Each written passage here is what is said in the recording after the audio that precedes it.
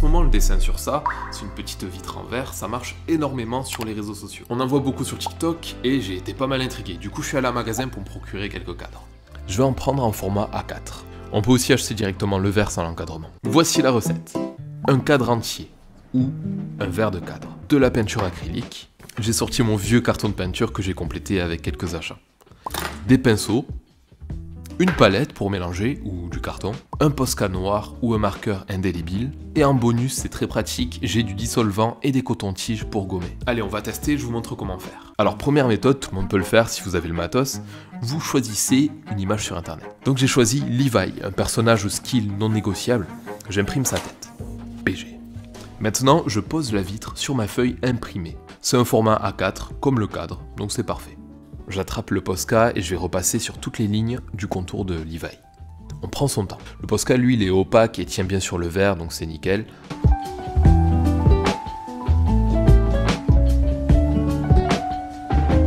Maintenant, on va séparer les teintes de couleurs avec le Posca, toujours.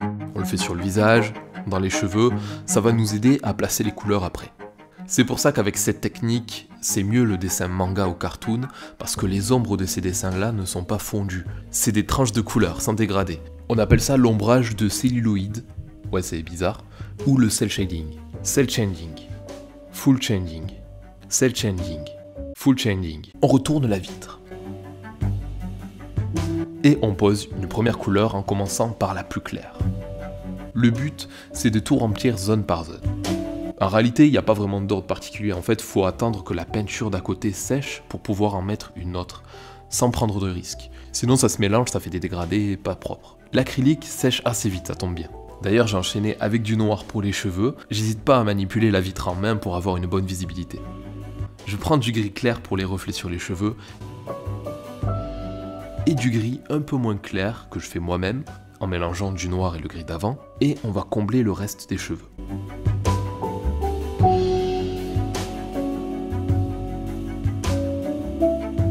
Je me contente juste de reproduire les couleurs de la feuille que j'ai imprimée tout à l'heure. Alors par contre, faut y aller avec délicatesse. C'est plus minutieux que ça en a l'air. Les yeux, maintenant que j'ai les reflets blancs, je vais ajouter un peu de gris pour le blanc de l'œil, qui n'est pas finalement très blanc. Ce gris, je vais le réutiliser pour le col touché par la lumière. Une bière de coups. Pour l'iris, je prends un gris légèrement plus foncé. C'est une activité qui détend beaucoup. Si en ce moment vous êtes un peu dans le stress, dans le rouge, c'est quelque chose qui peut faire du bien. Petit tour en magasin, Google Images et hop, vous faites des cadeaux à tout le monde. Au passage, j'en ai fait un petit que je dessine moi-même, c'est mieux. Bon, notre Levi prend forme petit à petit, mais la magie opère une fois qu'on retourne le dessin. Comme la peinture va s'aplatir sur la vitre, quand on va la retourner une fois sèche, ça sera tout beau, tout uniforme, tout plat, normalement. Je m'occupe du visage avec une bonne couche de couleur, et j'irai même tamponner un petit peu partout pour ajouter de l'épaisseur de peinture pour bien combler les trous. Mettez un petit pouce bleu si le concept vous plaît. Sinon, ne mettez pas de pouce bleu. Je finis avec les vêtements de la même manière, des mélanges de couleurs, des coups de pinceau, et n'hésitez pas à check de l'autre côté du dessin de temps en temps pour voir s'il y a des trous. On s'en rend pas forcément compte quand on peint. Nettoyage et résultat. Voilà notre petit Levi.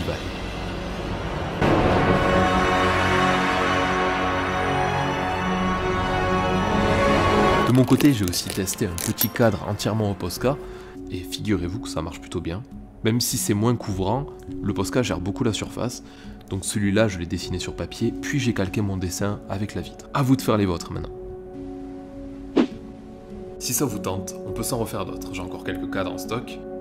Je vais lire toutes vos idées en commentaire, j'en piocherai 2-3 pour faire une suite éventuellement, un épisode 2. Bon dessin à la team et que vos crayons soient libres, comme là.